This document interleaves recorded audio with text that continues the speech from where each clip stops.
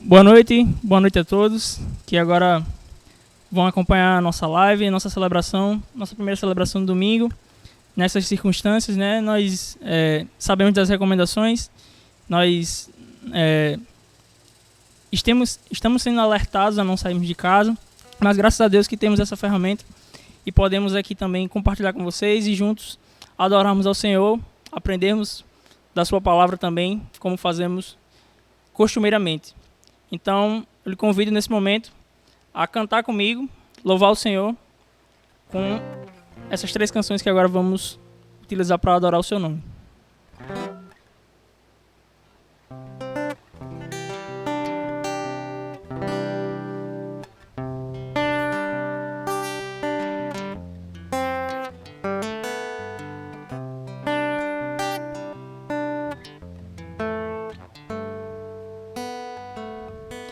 Grande é o Senhor e muito digno de louvor,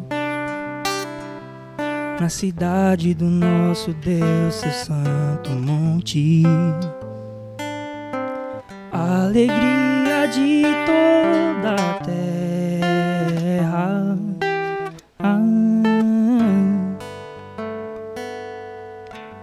Grande é o Senhor em quem nós temos a vitória, que nos ajuda contra o inimigo. Por isso diante dele nos prostramos.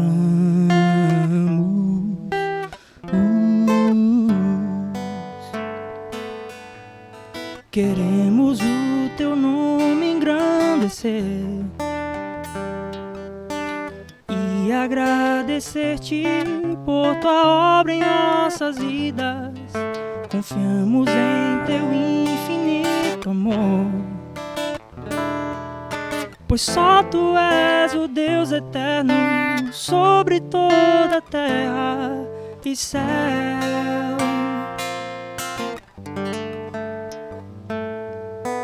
Grande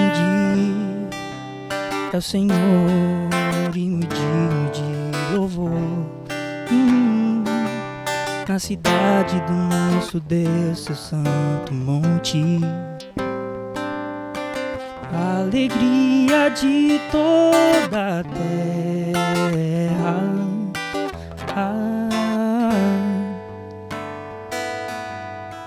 Grande é o Senhor em quem nós temos a vitória, que nos ajuda contra o inimigo.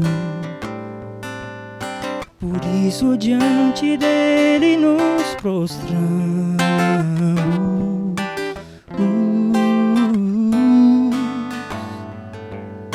Queremos o teu nome engrandecer e agradecer-te por tua obra em nossas vidas. Confiamos em teu infinito amor, pois só tu és o Deus eterno sobre toda a terra. Queremos o teu nome engrandecer e agradecer-te por tua obra em nossas vidas. Confiamos em teu infinito amor,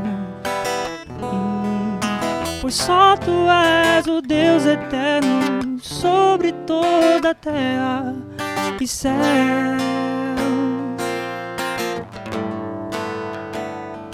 E céu.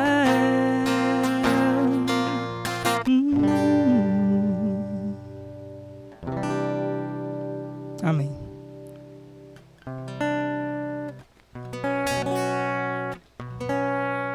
Esse mesmo sentimento, vamos continuar adorando o Senhor. Essa canção bem conhecida também, assim como a primeira, chama-se Maravilhoso És.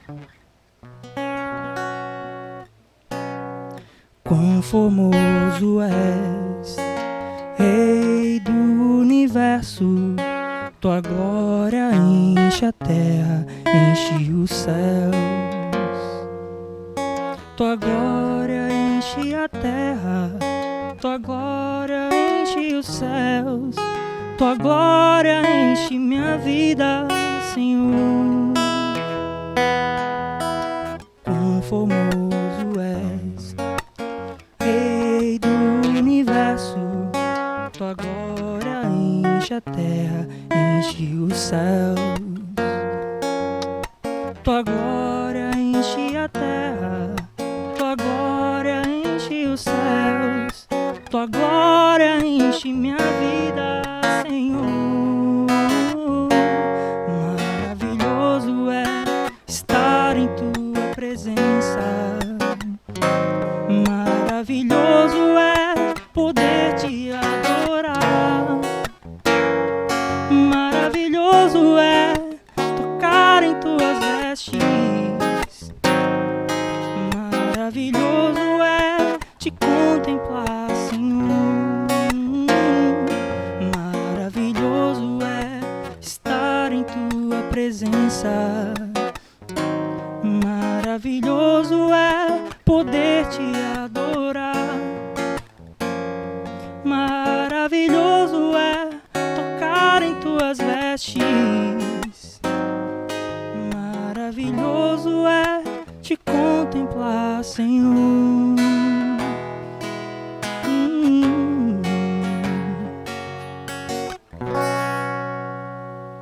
Graças a Deus. Meus irmãos, e para finalizarmos, nós vamos cantar essa canção que tem sido a canção tema da nossa série de mensagens que temos tratado aqui na Igreja Batista do Gramoré, cujo título é Leva-me. Então, você que já conhece, canta conosco. Você que ainda não conhece, preste atenção, medite. E num momento tão propício como esse, tenha essa coragem de dizer, de pedir ao Senhor que lhe dê condições de levar o seu evangelho a outras pessoas.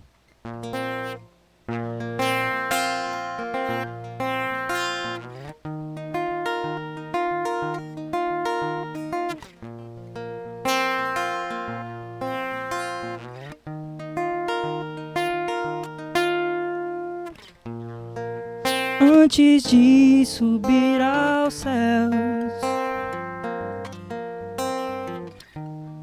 Ele nos ordenou: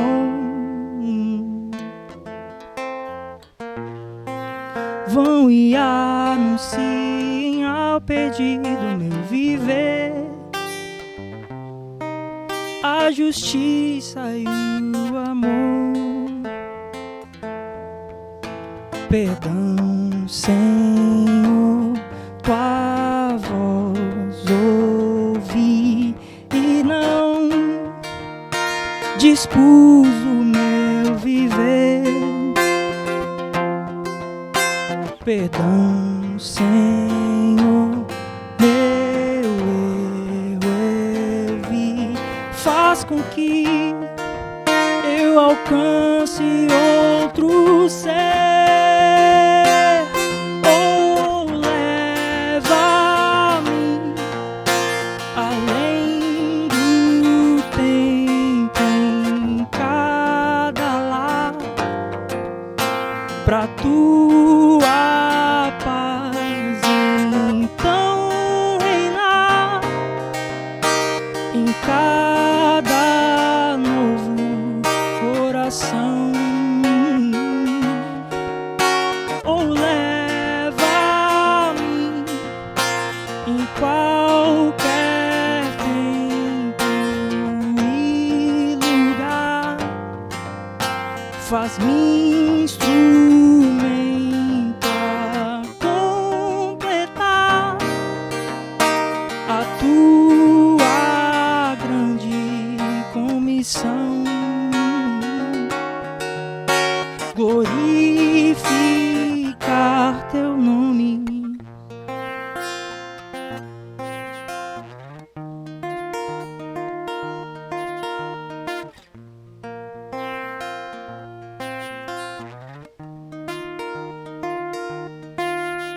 Perdão, Senhor, tua voz ouvi, não servir ao teu querer.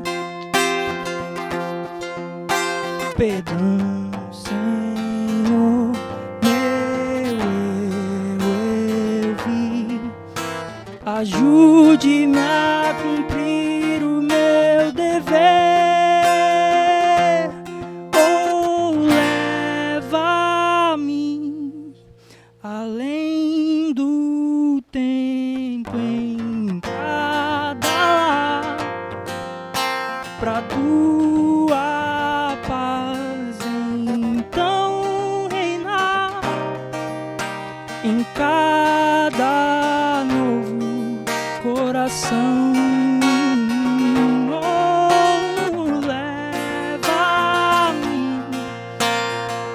qualquer tempo e lugar, faz-me instrumento a completar a tua grande comissão.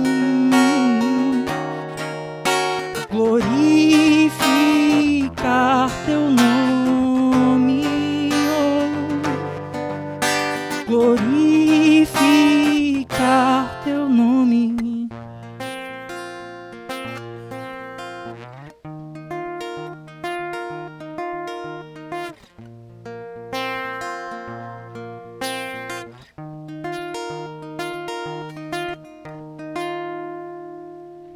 Amém.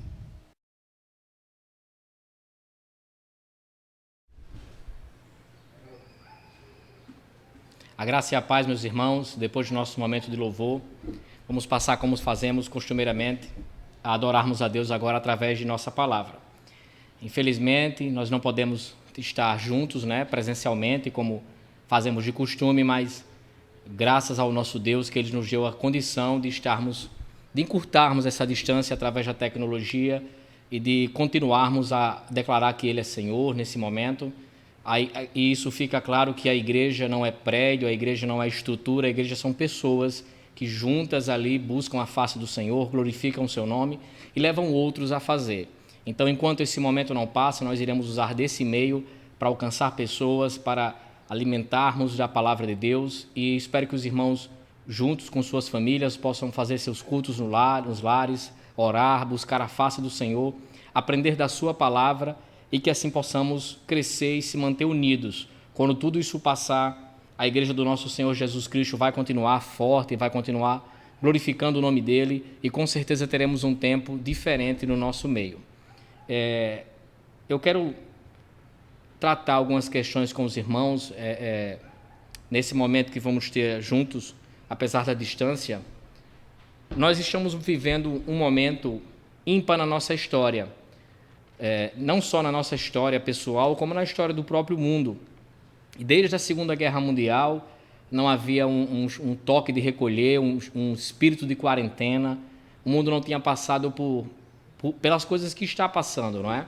Desde a Segunda Guerra Mundial, a gente não via uma mobilização em toda a Terra em prol de alguma coisa. E estamos passando um momento de muita incerteza no mundo, de desconfiança. É um momento crítico. E esse momento crítico, esse momento de incerteza, ele expôs o quanto é frágil o mundo. Ele mostrou a impotência que o mundo tem. Isso ficou visível para todos, o quanto o mundo é fraco, o quanto o mundo ele é impotente diante de muitas coisas. E muitos se questionam, muitos se perguntam, como será o amanhã? Parece que não haverá mais vida, não haverá mais terra, não haverá mais existência após o que estamos vivendo. Algumas pessoas perguntam como vai ficar a minha família, meus amigos, o meu emprego, o nosso país, como vai ficar o mundo depois disso. É como se uma grande nuvem densa ela estivesse sobre nossas vidas e sem perspectiva nenhuma. Parece que estamos vivendo o mundo, no caso, está vivendo uma longa noite que teima em não passar, que teima em não ter fim. Mas nós não podemos nos esquecer, nesses momentos, de uma coisa muito, muito importante, que Deus ele é soberano sobre todas as épocas, sobre todas as circunstâncias e sobre todas as coisas.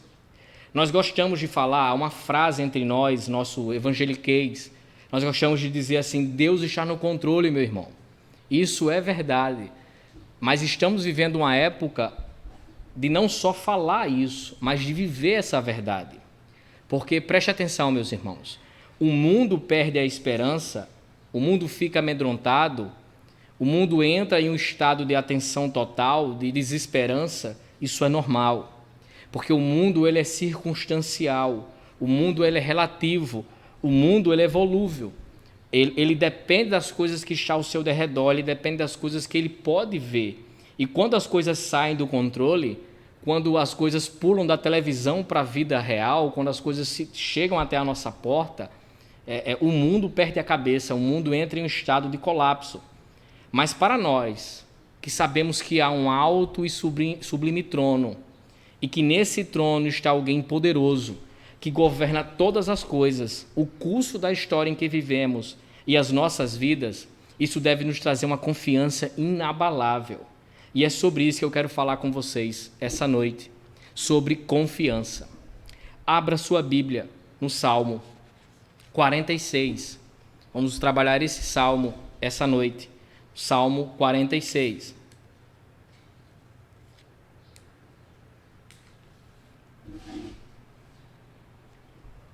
Amém?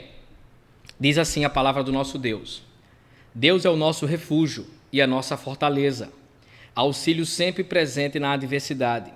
Por isso não temeremos, ainda que a terra trema e os montes afundem no coração do mar, ainda que estrondem as suas águas turbulentas e os montes sejam sacudidos pela sua fúria. Há um rio os canais alegram a cidade de Deus, o santo lugar onde habita o Altíssimo. Deus está nela, não será abalada. Deus vem em seu auxílio desde o romper da manhã.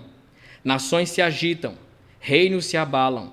Ele ergue a sua voz e a terra se derrete. O Senhor dos Exércitos está conosco. O Deus de Jacó é a nossa torre segura. Venham, vejam as obras do Senhor, seus feitos estarrecedores na terra. Ele dá fim às guerras até os confins da terra. Quebra o arco e despedaça a lança. Destrói os escudos com fogo. Parem de lutar, saibam que eu sou Deus. Serei exaltado entre as nações, serei exaltado na terra. O Senhor dos Exércitos está conosco. O Deus de Jacó é a nossa torre segura. Imagine que seu país está sendo atacado por uma nação inimiga. E o exército dessa nação inimiga avança cada dia mais, destruindo várias cidades até chegar na porta da sua casa, até chegar na porta da sua cidade, onde você vive, e ali se acampa ao derredor, sitiando aquela cidade, promovendo uma verdadeira quarentena. Os alimentos se tornam escassos, o medo, a incerteza e a sensação que algo ruim está para acontecer começa a tomar conta de todos. Pois bem, assim era o cenário no reino de Judá, na sua capital Jerusalém, durante o reinado do rei Ezequias. O rei da Síria, Senaqueribe, tinha avançado no reino de Judá até as portas de sua capital Jerusalém. E quando chega até lá, ele envia um general para ameaçar o rei Ezequias e dizer que ninguém poderia detê-lo, ninguém poderia reverter esse terrível cenário, nem o próprio Deus, o Deus de Judá, poderia fazer com que isso voltasse, poderia fazer com que os exércitos assírios recuassem. E é nesse contexto que o salmista escreve esse salmo, conta o grande livramento que Deus promoveu ao seu povo. Esse salmo foi escrito para contar como Deus poderosamente agiu em relação ao seu povo. A ênfase, o foco que esse salmo nos dá é como Deus cuida do seu povo e como faz uma grande diferença confiar nele durante as dificuldades. O salmo, ele concentra-se e foca no Senhor e em quem ele é para aqueles que confiam nele. A pergunta que não quer calar, a pergunta que temos que fazer nesse momento é: em quem você tem confiado? Em quem você tem colocado a sua esperança, a sua confiança? Aonde você tem depositado a certeza que vai nascer um sol depois dessa longa escuridão, que vai haver um arco-íris depois da grande tempestade, que vai haver bonança, calmaria. Em quem você tem posto a sua confiança? Quando olhamos para esse salmo, quando olhamos para o contexto a qual ele foi envolvido, para o que aconteceu para que ele fosse escrito, podemos declarar que devemos confiar unicamente no Senhor, independentemente do que aconteça. O texto, então, vai nos dar 3 razões para isso, porque devemos confiar unicamente no Senhor. E eu quero mostrar isso para os irmãos essa noite, olhando para o texto, para a Escritura Sagrada, que é a nossa regra de fé e prática, que é o nosso porto seguro e é quem dita a nossa vida. Nós não devemos olhar para as circunstâncias, porque acontece em nosso derredor, não que nos aflinja, não que não toque nas nossas vidas, não é isso, mas aquilo não vai ditar o meu futuro, não vai ditar o meu amanhã. Eu confio no Senhor. E eu quero que os irmãos vejam 3 razões que o salmista nos apresenta nesse texto. Devemos confiar no Senhor, pois Ele é a nossa fortaleza. Preste atenção, do verso 1 ao 3. Veja que o salmista, ele trabalha um conceito. No verso 1, 7 e 11, ele vai mostrar a gente 2 expressões que têm o mesmo sentido. Refúgio e torre segura. Essas 2 palavras trazem a ideia de um abrigo, de um refúgio, uma torre alta, de uma fortaleza, de um local de segurança. Os 2 termos declaram que Deus é o único refúgio confiável para seu povo, quando tudo ao redor parece se desmoronar. Quando tudo ao redor parece ir de mal a pior, Deus continua sendo o único e inabalável refúgio para seu povo. E aí nós temos que voltar para a pergunta a qual começamos. Em quem você tem posto a sua confiança, a sua esperança?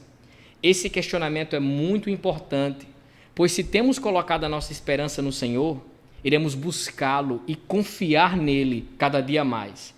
Porque se não o fizermos, nós iremos correr de um lado para o outro, desesperados, como aqueles que não têm esperança. Assim nós iremos desagradar o nosso Deus. Assim a gente vai pecar contra o nosso Deus.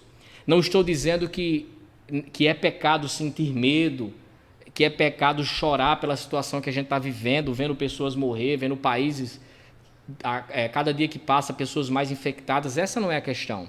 Não é que você não possa sentir medo nem chorar em relação a essas coisas, mas quando você o fizer, faça aos pés de Cristo, faça aos pés do Senhor. Ele é o local em quem devemos chorar, ele é o local onde devemos derramar nossas lágrimas, contar nosso medo e nossa aflição. Nós devemos direcionar todo o sentimento que temos nesse momento, toda angústia, todo medo, toda desconfiança aos pés do Senhor. Isso deve nos levar a Ele, não nos afastar dEle. Porque se as coisas que acontecem nos levam até o Senhor, nós sairemos de lá dos seus pés mais fortes. Mas quando as circunstâncias vêm, nós nos amedrontamos e não buscamos ao Senhor, nós nos comportamos como aqueles que não conhecem o Senhor, como aqueles que não têm esperança, como aqueles que estão perdidos à sorte, e não é o nosso caso. Aos pés do Senhor é o porto seguro do cristão, os pés do Senhor é onde devemos depositar a nossa confiança.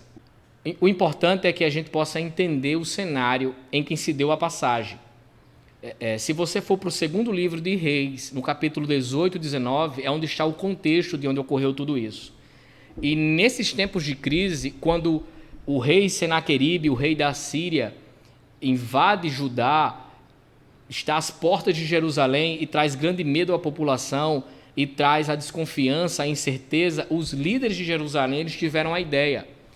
Enquanto Ezequias, o rei, falava assim, vamos buscar o Senhor, vamos confiar no Senhor, os líderes de Jerusalém disseram assim, não, vamos buscar auxílio no Egito, vamos buscar Faraó.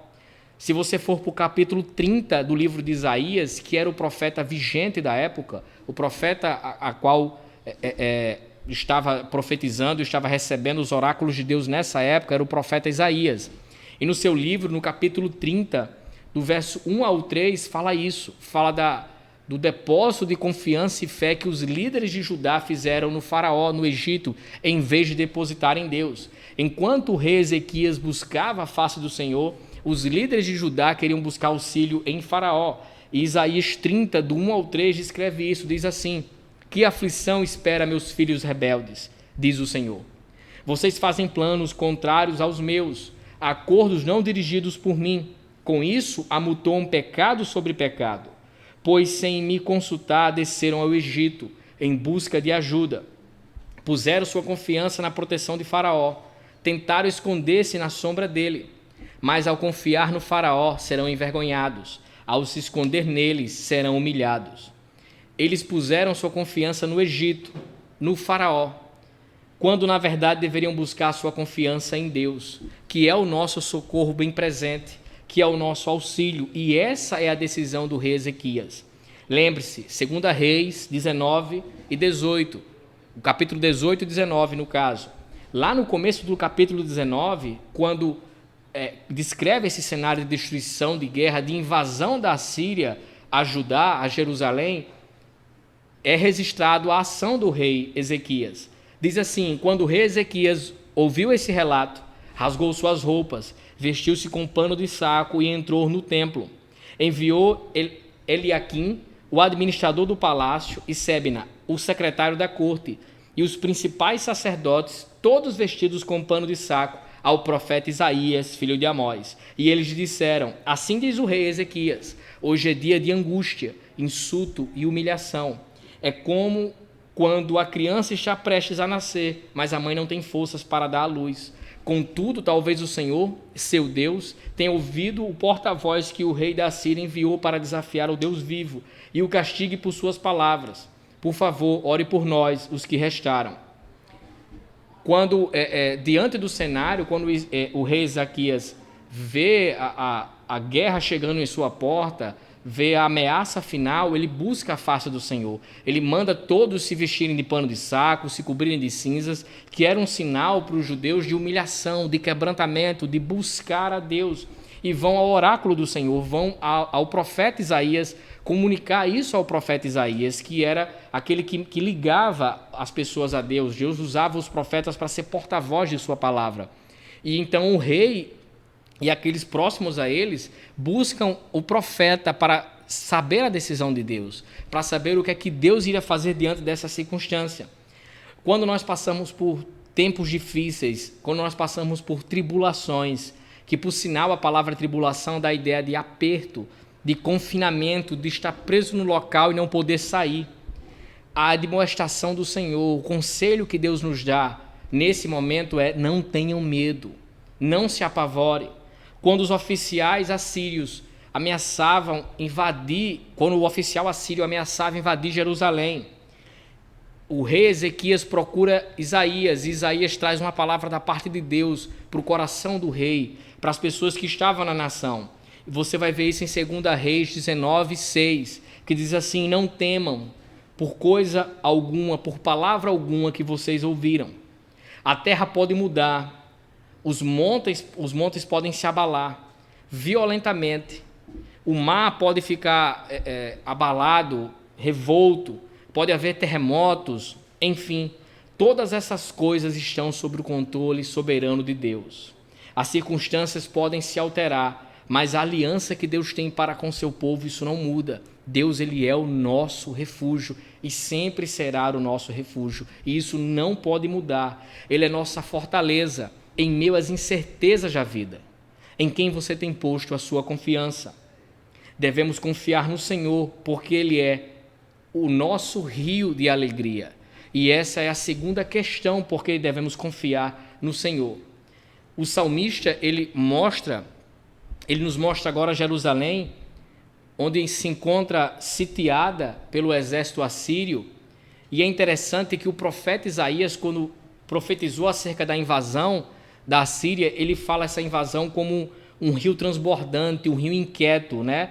Um tsunami que vem levando tudo, destruindo tudo. Mas em contrapartida, em oposição a esse rio que perturba, que destrói, que causa estrago, o nosso Deus, ele é como um rio tranquilo, que traz paz, que traz conforto. O povo de Deus sempre dependeu dos seus recursos espirituais. Recursos esses que só podemos encontrar no nosso Deus. Ele é a única fonte de água tranquila. Sempre que Israel tentou buscar em outras nações refúgio, socorro, remédio para algum tipo de circunstância, a situação se tornou ainda mais difícil. Sem dúvida, Jerusalém era a cidade santa, ali abrigava o povo santo de Deus, o povo separado, o povo escolhido de Deus. Ali havia o santuário a qual se fazia adoração e sacrifícios, mas isso não era garantia de vitória. Era necessário que o povo ouvisse o que o rei estava falando, que o rei e o povo juntos se voltassem para o Senhor em uma atitude de quebrantamento, que eles fossem até esse rio tranquilo, esse rio de alegria, e ali confiasse nesse rio, ali depositasse a sua confiança, a sua esperança e ficasse à margem daquele rio, como a árvore que é plantada à margem de um ribeiro e prospera. Deus socorre Jerusalém durante o amanhecer. Olha o verso 5, ele vai dizer: Deus está nela e não será abalada. Deus vem em seu auxílio desde o romper da manhã. Se você acompanhar 2 Reis 18 e 19, você vai ver que no fim do 19, qual o livramento que Deus dá ao povo. O general assírio desafia o Deus de Israel, o Deus de Judá. Ele diz que não há Deus que possa conter o reino assírio, não há ninguém que possa parar aquela invasão. E eles vão ser todos destruídos, enfim, porque todos os outros deuses foram destruídos. Mas sabemos que o nosso Deus não é como outros deuses que não existem. O nosso Deus é o único Deus que existe. Então Deus, ele responde às orações, o quebrantamento. Deus responde à aflição daquele povo. E o profeta Isaías, sendo usado por Deus, disse que nenhuma flecha seria disparada contra Judá. Nenhuma flecha seria disparada contra Jerusalém. E Deus então envia um anjo, só um anjo, e mata 185 mil soldados assírios e manda Senaqueribe de volta para casa. Bastou uma palavra de Deus, bastou ele falar algo e tudo acabou, tudo foi desbaratado, destruído. Olha o verso 6, nações se agitam, reinos se abalam, ele ergue a voz e a terra se derrete. Em todas as circunstâncias, não importa a aflição, o tamanho da angústia que passamos, o tamanho da tempestade que estamos vivendo, não importa. Sempre podemos beber desse rio de alegria e encontrar paz e força que precisamos. Em meio a todas as circunstâncias, em meio a um mar revolto de desesperança e aflição, Deus, ele é um rio calmo e tranquilo, com águas límpidas e puras, que podemos beber e saciar a sede das nossas almas. Em quem você tem posto a sua confiança? Devemos confiar no Senhor, pois ele é o nosso Deus e ele será glorificado. Essa é a terceira e última questão, porque devemos depositar a nossa confiança em Deus. Preste atenção. Uma das maiores certezas que devemos ter, que o socorro de Deus virá, que ele vai socorrer o seu povo, é que Deus é glorificado quando isso acontece. Não é que Deus queira aparecer, chamar atenção ou provar algo a alguém. A questão não é essa. Deus não tem nenhum tipo de complexo, ele não é complexado com nada. Ele gosta de ser glorificado pelo simples fato de ser o único que pode ser glorificado. Pois não há outro Deus, não há outro senão o nosso Deus. Por isso, a terceira parte do Salmo, a terceira cena que o Salmo nos apresenta, olhando para esse contexto de guerra e de invasão, é os soldados assírios mortos. É as suas armas, suas armaduras, seus equipamentos bélicos quebrados, espalhados no campo de batalha, pois não havia ocorrido batalha alguma. O anjo do Senhor deixou esse cenário para que isso servisse de estímulo para a fé do povo. Olha o verso 8, que diz assim: venham, vejam as obras do Senhor, seus feitos estarrecedores na terra. O salmista descreve como Deus desbaratou os inimigos, como Deus venceu os opositores dele, como Deus destruiu todo o exército que cercava uma cidade. Ora, imagine um reino que está prestes a entrar em colapso, prestes a ser destruído, 185 mil soldados. E os assírios, eles tinham algo em particular, eles sitiavam a cidade por meses, para que ali acabasse o alimento, ali aumentasse o desespero, ali enfraquecesse a moral do exército e fosse fácil ele já o golpe final. Então eles estavam nesse cenário.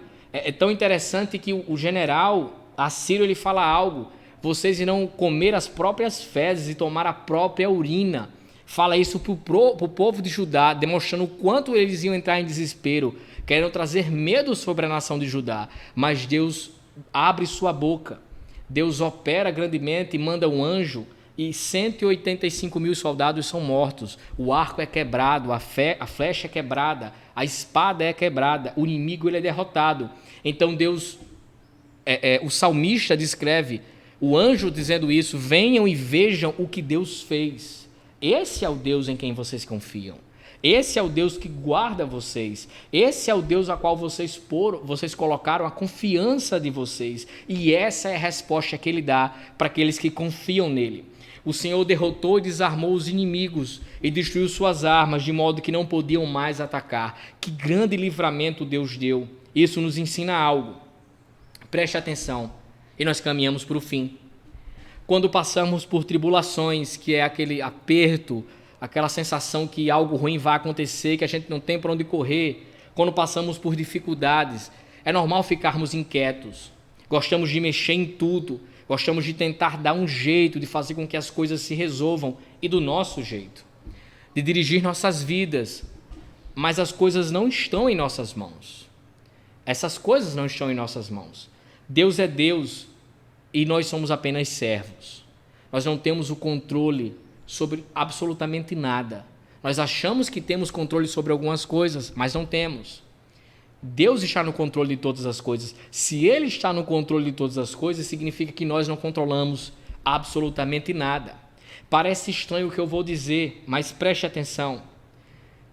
Nós devemos deixar Deus ser Deus e fazer o que lhe apraz, e fazer o seu trabalho, digamos, fazer a sua parte. Aí você pode pensar, mas como é que eu posso deixar Deus ser Deus? E tem como eu impedir Ele de ser Deus? Não é essa a questão. Mas a maneira que a gente deixa Deus ser Deus é confiando nele. Em algumas questões de nossas vidas, Deus não vai intervir, Deus não vai mover uma palha se você não ficar quieto. Aquilo que é para Ele fazer, Ele vai fazer, Ele só espera de você confiança. Ele só espera de você, não é um estado de inércia, mas é um estado de confiança. A hora para agirmos e a hora para ficarmos quietos. Mas em todas as horas devemos confiar. Preste atenção. No verso 10, ele expressa uma ordem. Olha aí para o verso 10. Diz assim, ó: parem de lutar. Saibam que eu sou Deus. Serei exaltado entre as nações. Serei exaltado na terra. Ou seja, é como se Deus estivesse dizendo: aquietai-vos. Ou literalmente, não mexam em absolutamente nada. Descansem. Fiquem calmos. Eu, e apenas eu, estou no controle de todas as coisas.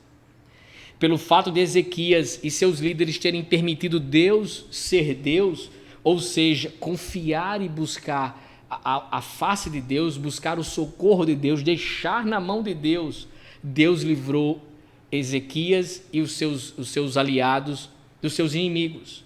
E foi assim que Ezequias orou. Lá no 2 Reis 19, no versículo 19, lembre-se que é o contexto que há por trás desse salmo. Ele ora dizendo assim: agora, Senhor nosso Deus, salva-nos do poder desse rei. Então todos os reinos da terra saberão que somente Tu és Deus. Há uma expressão que se repete nesse salmo: o Deus de Jacó. Nós conhecemos a história de Jacó e sabemos que Jacó se meteu em muito apuro, muita confusão. Ele fez muitas coisas erradas por querer tentar mudar as circunstâncias e fazer até o papel de Deus. Há um momento certo para agirmos, mas temos que confiar no Senhor em todo momento. E há um momento em que devemos ficar quietos, que devemos deixar na mão de Deus. Devemos deixar que Deus trabalhe livremente. Devemos deixar que Deus seja Deus e que Ele faça a seu tempo, a seu modo.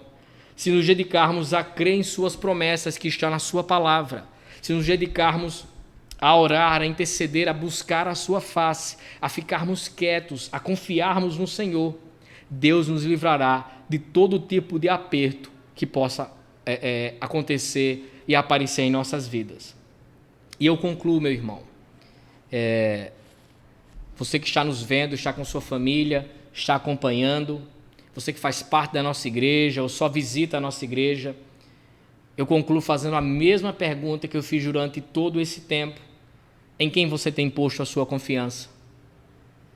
Você tem confiado no Senhor? Como é que eu posso saber se estou confiando no Senhor? Como é que está a sua vida de oração? Sabemos que devemos orar a todo tempo, mas nesse tempo em qual vivemos, devemos aumentar a nossa oração. Talvez Deus tenha trazido esse tempo para nossas vidas. Isso esteja acontecendo para que a igreja evangélica se desperte para orar, para buscar a face do Senhor. Se desperte para ver que Ele é o único Deus. Não que a igreja não tenha Ele como único Deus, mas para que a igreja possa focar em Deus. Saber que esse tempo vai passar, saber da nossa fragilidade, saber que nós não somos eternos nessa terra, que tudo tem começo, meio e fim, menos o nosso Deus. Como está a sua vida de oração, meu irmão? Como você tem buscado a Deus nesse tempo? Como você tem lido a palavra de Deus nesse tempo em qual estamos separados? A grande questão é, quando tudo isso passar, como é que vai estar a igreja evangélica brasileira? Os servos de Deus, aqueles que confiam no Senhor, estarão mais fortes, estarão mais experientes. Mas a grande questão é, até isso passar, como nós vamos nos comportar? Você tem sido um canal de bênção para outras pessoas?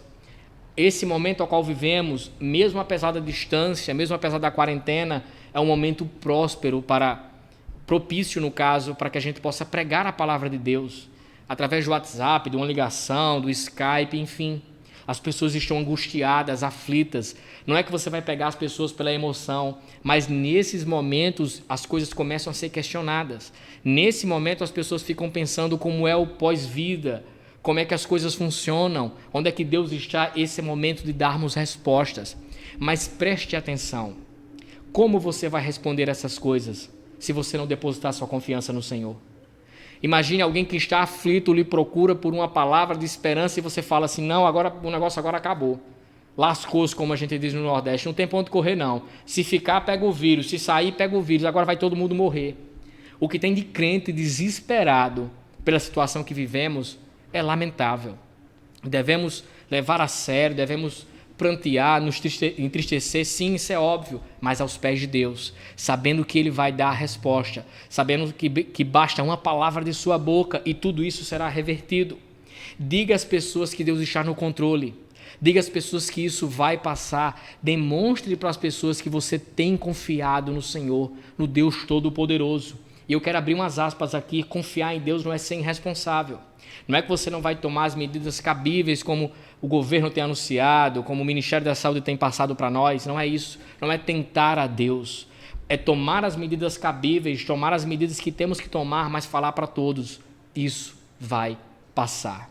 Deus está no controle de todas as coisas. A sua palavra nos ensina isso. Leve pessoas a confiar no Senhor nesse tempo. Em quem você tem posto a sua confiança? É em Deus?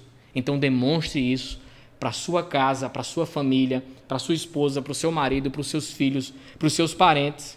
E demonstre isso para as pessoas que estão ao seu redor, mesmo que à distância, que você tem depositado a sua confiança no Senhor. Eu peço que você meneie sua cabeça, feche seus olhos e vamos orar por esse momento, porque Deus há de nos responder. Oremos. Deus eterno, Pai Santo, nós te agradecemos por esse momento, nós te agradecemos, ó Pai, pela possibilidade de estarmos juntos, mesmo que à distância, mas através da tecnologia, acompanharmos a Tua palavra, louvarmos ao Senhor, porque o Senhor é Deus, ó Pai. O trono não está vazio, as coisas não estão à mercê da sorte, do acaso, o Senhor está no controle de todas as coisas. E por mais que nossa mente falha, limitada, por mais que nosso coração pecador não tenha as respostas, ó Pai, porque mesmo o Senhor estando no controle, essas coisas acontecem, as pessoas se desesperam, pessoas morrem, mas sabemos que o Senhor está no controle, ó Pai, de todas as coisas. Nós depositamos a nossa confiança no Senhor. Sabemos que isso vai passar, meu Deus, como tantas outras coisas que aconteceram na humanidade. Nós pedimos a Ti, meu Deus, que o Senhor deposite em nossos corações confiança, que venhamos ser um canal de bênção na vida de outras pessoas, ó Pai. Que venhamos orar pelas autoridades constituídas, ó Pai. Por todas as autoridades, municipal, estadual, federal. Que Deus instrua esses homens a tomar as medidas corretas, ó Pai. Para que venhamos passar com os danos, menos danos possíveis, ó Pai, por esse momento. Guarda e protege, Pai, todas as famílias, todos os lares, aqueles que estão na frente de batalha, meu Pai. Os cientistas, os médicos, os enfermeiros, aqueles que trabalham nos hospitais, a ESG, enfim, todos os que estão imbuídos, ó Pai, nessa campanha. Os policiais que não pararam de trabalhar, motorista de ônibus, o pessoal que está no mercado, todas as pessoas que estão saindo de casa, meu Deus, arriscando sua vida, arriscando a vida de entes queridos, para que o Brasil não pare, para que a gente venha ter o alimento, para que as coisas, quando passar, podemos sentir o menos dano possível, meu Deus. Estende tuas mãos sobre todos, ó Pai, sobre aqueles que estão, meu Deus, na linha de risco, os doentes, os que já têm doenças, ó Pai, mais graves, os idosos, que o Senhor possa abençoar a nossa nação.